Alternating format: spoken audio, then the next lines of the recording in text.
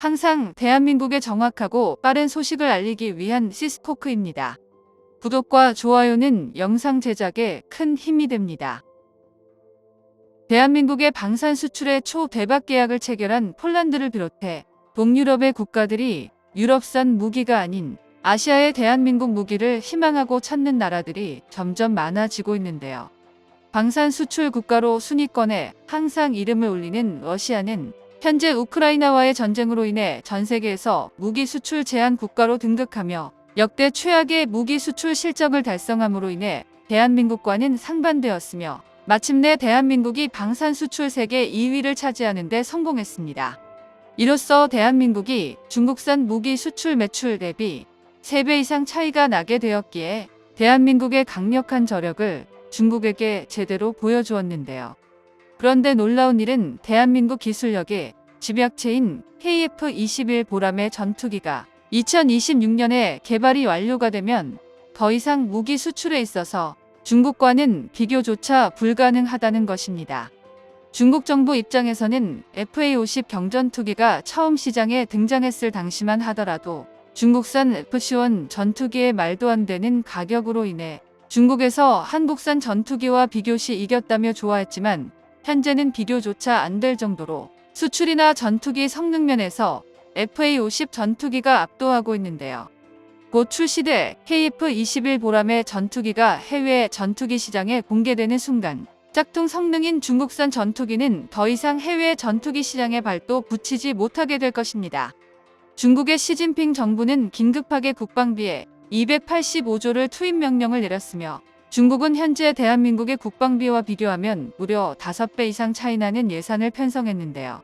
이렇게 대규모 예산을 투입해 중국산 무기를 개발한 뒤 한국15와 신화통신 등 언론까지 가세하며 중국산 무기의 해외 수출에 대한 적극적인 무기 판매 홍보까지 보였지만 역시나 해외 시장에선 중국산 무기 평가는 굉장히 싸늘해지며 폭평이 멈추지 않은 게 분명한 현실입니다. 특히 파키스탄, 나이지리아 등에서 대규모 중국산 전투기를 구매해 사용하면서 꾸준히 운용한 결과 저렴한 가격은 가격만큼의 성능을 낸다며 중국산 전투기의 민낯이 국제적으로 드러나게 되었는데요. 사실 중국산 전투기는 러시아에서 전투기 기술력을 훔쳐와서 만들었는데 완벽하게 러시아산 기술을 훔쳐오는 게 실패하였습니다.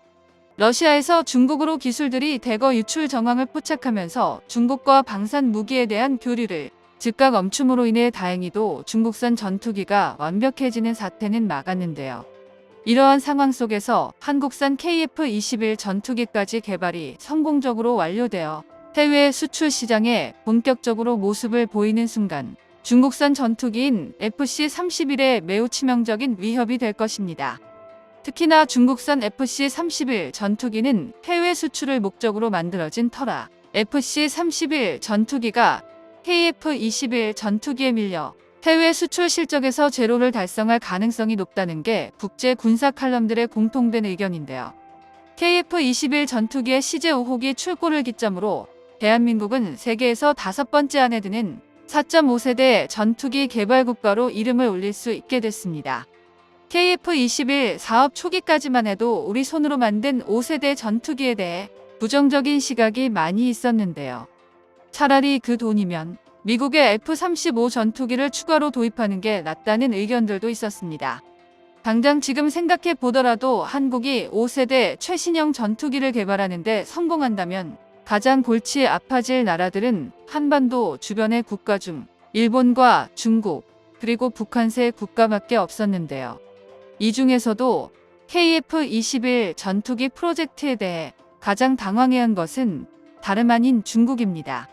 일본은 아직까지 자국산 5세대 전투기조차 없어 KF-21 전투기와 성능을 비교할 전투기도 없는 나라지만 중국은 FC-31 전투기를 개발하여 동남아시아와 중동 등 초대박 해외 수출을 기대하고 있었습니다.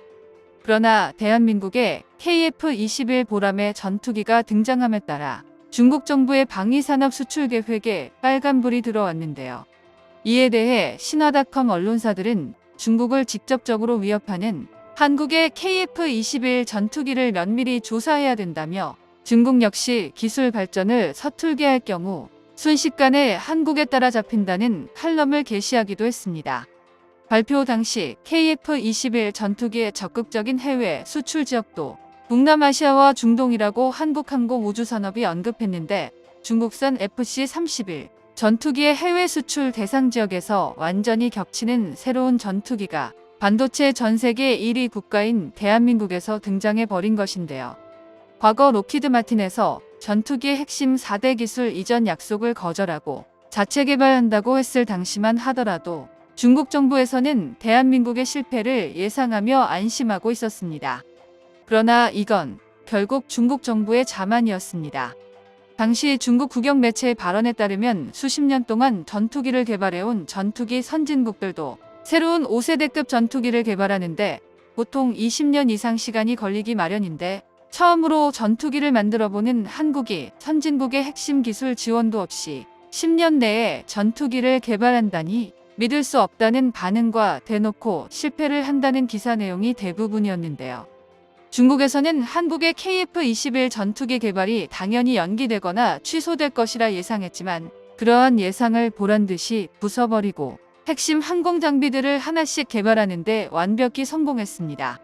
대한민국은 4대 핵심 항공 장비 체계를 국산화하는 데 성공했으며, 특히 A사 레이더는 모듈이 2,000개 이상 들어가는 첨단 반도체 기술의 결정체로 한국산 A사 레이더를 시험평가한 이스라엘의 엘타 측에서 한국산 레이더가 놀라울 정도로 우수하다고 공식 발표는데요.